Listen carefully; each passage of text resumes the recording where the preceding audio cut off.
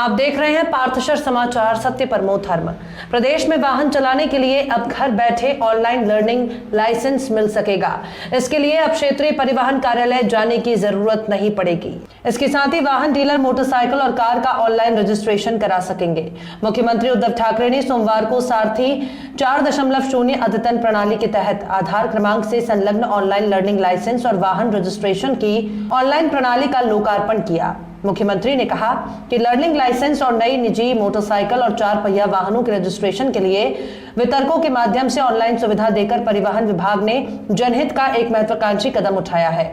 मुख्यमंत्री ने कहा कि भविष्य में सरकारी विभागों की अधिक से अधिक सुविधाएं ऑनलाइन उपलब्ध कराने के लिए ई-गवर्नेंस आधारित नई कार्यपद्धति अपनाई जाए।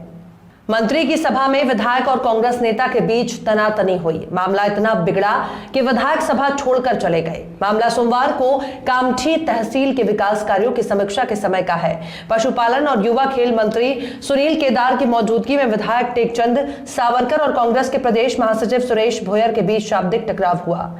दोनों पक्षों ने एक दूसरे पर सभा का माहौल खराब करने का आरोप लगाया है। कामठी नागपुर मार्ग पर राज रॉयल लॉन में आयोजित सभा में 21 विभागों के अधिकारी कर्मचारी थे। 48 सरपंच और 10 से अधिक नगर सेवक थे। करीब 11 बजे सावरकर और भोयर के बीच तनातनी हुई।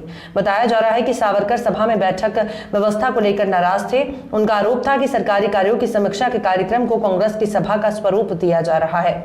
मंच पर उन्हें जानबूझकर कोने में बैठाया गया है। सावरकर ने अपनी बात रखने के लिए मंत्री केदार से निवेदन किया, लेकिन केदार ने उन्हें यह कहकर समझाने का प्रयास किया कि पहले अन्य जनप्रतिनिधियों को बोलने दिया जाए। उसी दौरान सावरकर ने तल्ख शब्दों में कुछ कहा तो भोयर भड़क गए।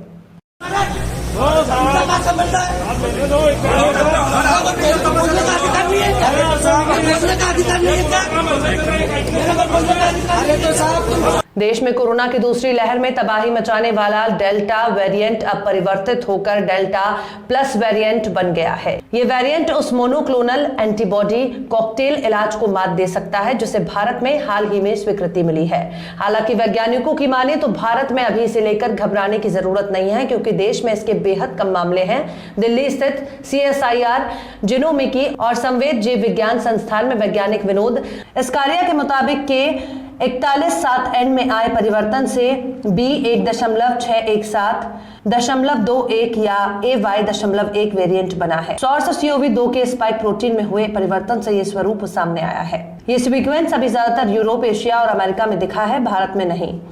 संभवतः इस साल मार्च में यूरोप में इसका पहला मामला मिला था। Transmissible Delta variant of SARS-CoV-2 has mutated further to form the Delta Plus or AY1 variant. Scientists in India believe that there is no immediate cause for concern in the country yet, as its incidence is still low. There is no indication yet of the severity of the disease due to the new Delta Plus variant. Delta Plus is also resistant to the monoclonal antibody cocktail treatment for COVID-19. It was present in 6 genomes from India as of June 7. The earliest sequence of this genome was found in Europe in late March of this year. The new Delta Plus variant has been formed due to a mutation in the Delta or B16172 variant, which was first identified in India. The Delta variant was also one of the drivers of the deadly second wave in the country. कल ही पार्थशर ने ये समाचार दिखाया था कि उच्च शिक्षा मंत्री ने महाराष्ट्र के सारे विश्वविद्यालयों को विद्यार्थियों से अनुचित और गैर संबंधित फीस कम करने को कहा है। इसका तुरंत असर भी देखने मिला और राष्ट्रसंत तुकडोजी महाराज नागपुर विद्यापीठ ने तुरंत विश्वविद्यालय ने अपने विद्यार्थियों को बड़ी राहत दी है। मंगलवार को हुई मैनेजमेंट काउंसिल की बैठक में यह निर्णय लिया गया कि कोरोना संक्रमण और लॉकडाउन के कारण विद्यार्थी भी आर्थिक संकट में है। ऐसे में उन्हें राहत देने के लिए विश्वविद्यालय उनकी परीक्षा फीस माफ करेगा। चूंकि विद्यार्थी पहले ही ग्रीष्मकालीन 2021 परीक्षा के आवेदन भर चुके हैं, इसलिए ये राहत उन्हें इसके बाद होने वाली शीतकालीन 2021 परीक्षा में मिलेगा। कॉलेजों द्वारा विद्यार्थियों से लिए जाने वाले अनावश्यक शुल्क में भी कटौती का आदेश जारी करने पर विवि मंथन कर रहा है। इसके लिए मैनेजमेंट काउंसिल सदस्य डॉक्टर मिलिंद बाराहाते की अध्यक्षता में एक समिति गठित की गई है। ये समिति कॉलेजों की फीस कटौती पर मंथन करेगी। इसके अलावा छात्रवृत्ति के लाभार्थी विद्यार्थी जो अपनी जेब से फीस नहीं भरते, इनकी फीस माफी के संबंध में योग्य नीति बनाने की जिम्मेदारी भी समिति को दी गई है। समिति आगामी 10 से 12 दिन में अपनी रिपोर्ट नागपुर विवि को सौंपेगी। विदर्भ के दौरे पर आए उच्च शिक्षा मंत्री उदय सामंत का सभी विद्यार्थियों और पालकगण आभार प्रकट कर रहे हैं।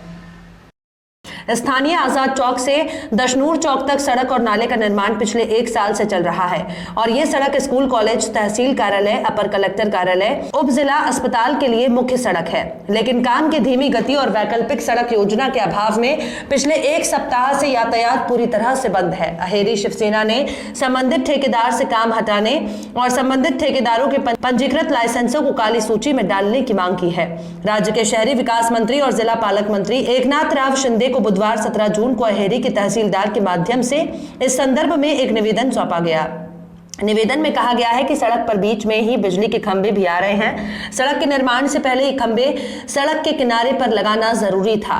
चूंकि संबंधित ठेकेदार धीरे धीरे और मनमाने ढंग से सड़क का काम कर रहा है और अहेरी नगर पंचायत की अक्षम्य लापरवाही के कारण संबंधित अधिकारी के खिलाफ भी कार्यवाही की जानी चाहिए और ठेकेदार को भुगतान किए बिना पंजीकृत लाइसेंस को काली सूची में डाल दिया जाना चाहिए। शिवसेना पदाधिकारियों ने ऐसा नहीं होने पर आंदोलन शुरू करने की चेतावनी दी है। इस अवसर पर शिवसेना अहेरी जिला प्रमुख रियाज भाई शेख, अहेरी विधानसभा प्रमुख अरुण धुर्वे, आयोजक बिरजू गेडाम, प्रफुल्ल येरने, शिवसेना महिला आयोजक तुलजा तलंडे, सपना ईश्वरकर, दिलीप सुरपम, अक्षय करपे, राजू येगंटीवार, महेश मोहरले और अन्य शिव सैनिक उपस्थित थे।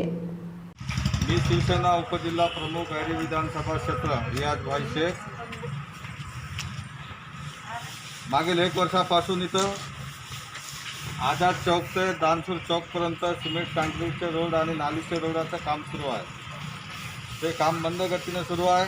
ठेकेदारांची मनमानी, नगरपंचायत अहेरीचे मुख्याधिकारीची मनमानी लोकांना जाणून बुजून त्रास देत आहे आणि 1 वर्षापासून हे काम बिलकुल खालच्या लेवलवर आणि खूपच आणि सांगण्या लागायचं नाही आणि रद्दी काम सुरू आहे इथं आणि मंद गतीत सुरू आहे आणि या कामाचा आम्ही बहिष्कार करतो आणि लोकांना त्रास देत आहे। सर्व JCPने सर्व नाल्या वगैरे खोदून रस्ते बंद केले। हा रहदारीचा रोड आहे। लोकांना बँकेमध्ये, दवाखान्यामध्ये, ऑफिसमध्ये जाण्यासाठी, तहसील कार्यालयामध्ये जाण्यासाठी खूप त्रास होत आहे। ठेकेदाराला आणि नगरपंचायतला सांगितल्यानंतर दुर्लक्ष करत आहे आणि हे शिवसेना खपून घेणार नाही। या 15 दिवसाच्या आत पूर्ण काम कंप्लीट झाला पाहिजे। जर नाही काढलं तर शिवसेना स्टाईलने आम्ही यांना धडा शिकवू आणि धडा शिकवल्याशिवाय सोडणार नाही आणि याची तक्रार आम्ही गडचिरोली जिल्ह्याचे पालकमंत्री एकनाथ शिंदे साहेबाला आम्ही फोटोसहित व्हिडिओ बनवून पाठवत आहोत आणि माननीय पालकमंत्री साहेब यांनी तात्काळ दखल घेऊन या कामाबद्दल निर्देश देणार आहे। एवढा सांगून मी आमचे अहेरी विधानसभा प्रमुख अरुण भाऊ धुर्वेजी यांना विनंती करतो, तुम्ही पण याबद्दल प्रतिक्रिया आपले विचार मांडावे। मी अहेरी विधानसभा क्षेत्र प्रमुख अरुण धुर्वे या ठिकाणी आझाद चौक ते दानसूर चौकपर्यंत हे जे काम सुरू आहे, रोड रुंदीकरण आणि नाली बांधकाम कॉन्क्रीटचं, परंतु यांचं काम कसं आहे तुम्हाला लागतं 1 मिनिट इकडे बघा। या ठिकाणी जी आहे बेड टाकलेला आहे, गिट्टी, निवड गिट्टी आहे, परंतु कसल्याही प्रकारच्या याच्यामध्ये सिमेंटचं मिश्रण नाही। म्हणजे हा कोणत्या प्रकारचा बेडिंग आहे तो तिकडे बघा, पूर्ण त्या ठिकाणी पूर्ण फक्त गिट्टी टाकून आहे, परंतु सिमेंट नाही। आणि दुसरी गोष्ट, हा जो पोल आहे, हा पोल बघा रस्त्याच्या मधोमध आलेला आहे। इकडून काढा, इकडून रस्त्याच्या मधोमध आहे हा पोल। आता या ठिकाणी अगोदर वर्दळ आणि या ठिकाणी जाणे येण्यास अडचण होते म्हणून रस्ता रुंदीकरण करताय, मग मधात पोल आहे, याचा काय विल्हेवाट लावले या नगरपंचायत, याच्याकडे बिलकुल अजिबात लक्ष नाही। दुसरी गोष्ट, त्या ठिकाणी DP आहे, ही जी DP आहे, या DPचा सुद्धा त्याची दुसऱ्या ठिकाणी म्हणजे विद्युत जनित्र आहे, तो विद्युत जनित्राला त्याला व्यवस्थितपणे रस्त्याच्या कडेला त्याला स्थापित करायला पाहिजे, परंतु त्याच्याबद्दल सुद्धा या नगरपंचायतने काहीच कारवाई केली नाही। म्हणजे या रस्ता रुंदीकरणाचा अर्थच काय राहिला। आणि दुसरी गोष्ट, हे जे आहे रस्ते खोदून आहे, या रस्ते खोदून असल्यामुळे या ठिकाणी इकडे अनेक कार्यालय आणि उपजिल्हा रुग्णालय आहे। या ठिकाणी येणारे जाणारे जे आहेत आरोग्याचा सेवा घेण्यासाठी त्यांना जाण्यासाठी अडचण होत आहे। जे बिमार पडतात त्याला खांद्यावर घेऊन त्या दवाखान्यापर्यंत पोहोचवत आहे, म्हणजे किती हाल अपेष्टा भोगावं लागत आहे। हे जे घरातील जे लोक आहेत त्याला बाहेर निघण्यासाठी मार्ग नाही, चालण्यासाठी मार्ग नाही, म्हणजे कसे जगतील कसे।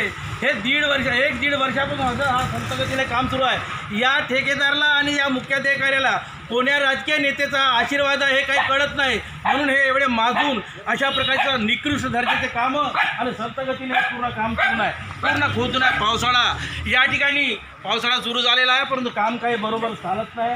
आणि दुसरी गोष्ट महत्त्वाचं असं आहे की कर्जबाजारी होऊन दुकानं लावले, किराया घेऊन किरायाने दुकानं लावले आहेत, त्यांचा धंदा पूर्ण मार खालेला आहे. म्हणजे त्यांचा उदरनिर्वाहाचा जो प्रश्न आहे तो कसं काय सुटेल, याकडे पालकमंत्र्यांनी लक्ष देऊन या दोघांवरती कडक कारवाई करण्यात यावं आणि निकृष्ट दर्जाचं काम ठेकेदाराचं असल्यामुळे याला काळ्या यादीत टाकला पाहिजे आणि यानंतर याला कोणत्या प्रकारचा ठेकेदारी मिळाला नाही पाहिजे.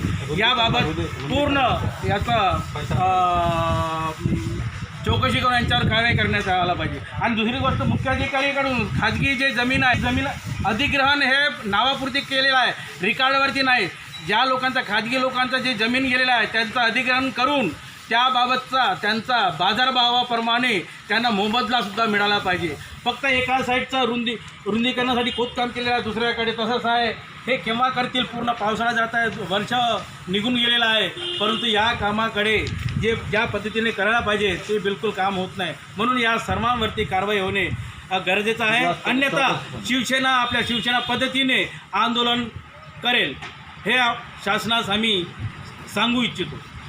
जय महाराष्ट्र, जय महाराष्ट्र, जय विजयाजी, जय भवानी, जय शिव. दानशूर चौक ते आझाद चौक पर्यंत रस्ता रुंदीकरणाचे काम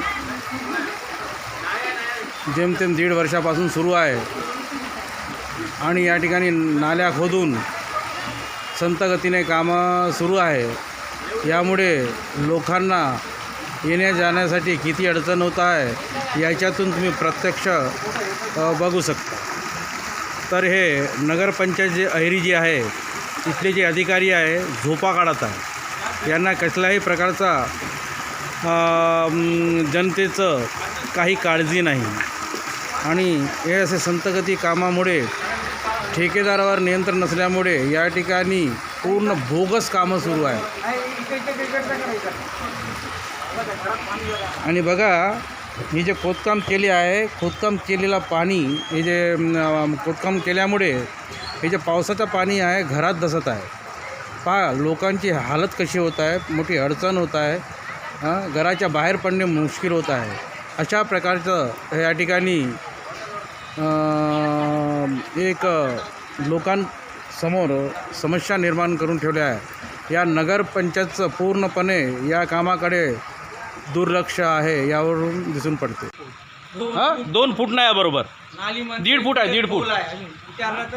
या ठिकाणी जे टाकले आहेत पूर्ण बेडिंग केलेले आहे, फक्त ओनली गिट्टी टाकलेली आहे, सिमेंट आहे याच्यामध्ये, रेती आहे नाही, फक्त गिट्टी टाकली आहे. घरी पाणी घुसते त्याला समजते. सांगा साहेब तुम्ही कोणत्या कारवाई करणार आहे ठेकेदारवरती? काळ्या यादीमध्ये टाकता का नाही? तुम्ही 3 फुटाची नाली जर करून देत असाल तर हां हां, हे सगळं जाणार आहे तुमचं गव्हर्नमेंटपर्यंत. तुम्ही नाही काय बघितलं साहेब, मला समजलं नाही. तुम्हाला पाण्याने डायव्हर्ट करायसाठी नाली होती ते करून टाकलं तुम्ही. हे काय अवस्था काय आहे? 40% लोक कामं कसे परवडत आहेत मला जिल्हा आम्हाला त्या बनवलं का हे जे नालेबा तुमची 1 मीटरची होणार आहे त्यासाठी आम्ही एस्टिमेट बदलवलं आणि ते जेव्हा आला आमच्यापाशी तर आम्हाला काय म्हणे तेव्हा रेट कमी होते तर नवीन रेटनं आता रेटनं नाली तयार होत आहे 2 फूट. तुम्ही साहेब होते ते 1 मीटर आणले. परवा ते साहेब आले होते खोदताना ते 1 मीटर आहे, चौडाई 1 मीटर, खोलीत 1 मीटर. आज ते पाहिलं तर पिंजरा 2 फूट जाते. कोण सांगितलं? परवा साहेबाला होते साहेब. मी परवा तुमच्याबरोबर मध्ये काय खोदकाम करताय ना? मी नाही परवा नव्हता. तुम्ही मग खोदकाम करता ना आले का? असं तुमचं एस्टिमेटमध्ये किती आहे तो मग? एस्टिमेटमध्ये किती आहे? तेवढंच आहे. तेवढा म्हणजे किती आहे? किती साहेब सांगा तेवढा? 2 बाय 2 फूट अंतर 2 बाय 2. त्यांना विचारलोय आम्ही घरं बांधले.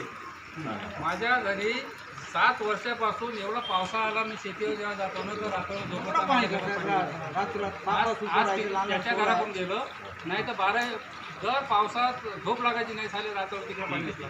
माझ्या घरात पाणी गेलं हेच वाटे आम्हाला. काय नाही, म्हणाली मोठी घ्या काही मिळालं. estimate वाढवून द्या. त्याबद्दल आम्हाला काय नाही. नाली एकदा बनवता 10 वेळा थोडी बनवता. साहेब, आता तुमची नाली एक वेळा बनल्यानंतर आम्ही किती दंगा केला धिंगाणा केला होईल का? पडली पडले त्याच्यानं तुम्ही आम्हाला अशी 3 फूट द्या, अशी 4 फूट द्या. कमीत चालण्यासाठी तर ठेवा, कमीत कमी चालण्यासाठी तर ठेवा. घरातले लोक कसे चालतील? रात्र बेतरात काय बिमार पडले तर ते कसे चालतील? हे जबाबदारी कोणाची? ड्रायव्हर्शन द्यायचं जबाबदारी कोणाची आहे?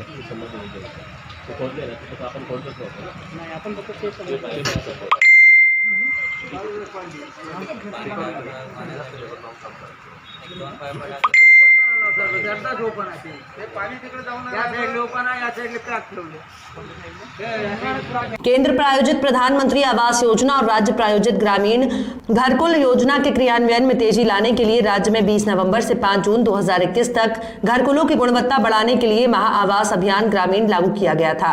अभियान के तहत मुख्यमंत्री उद्धव ठाकरे की उपस्थिति में ई गृह प्रवेश कार्यक्रम को टेलीविजन प्रणाली के माध्यम से पारित किया गया।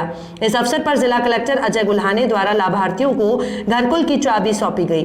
इस अवसर पर उप मुख्य कार्यकारी अधिकारी कपिल कलोड़े, जिला ग्रामीण विकास एजेंसी विस्तार अधिकारी प्रीति वेल्हेकर, सहायक परियोजना अधिकारी प्रणव बख्शी, जिला प्रोग्रामर दीपाली उपस्थित थे। ग्रामीण विकास विभाग के माध्यम से राज्य में महत्वपूर्ण पहल की जा रही है ताकि ये सुनिश्चित किया जा सके कि ग्रामीण क्षेत्रों में लोगों को उनका सही घर मिले, उनके आश्रय समस्या का समाधान हो और उनके घर का सपना पूरा हो।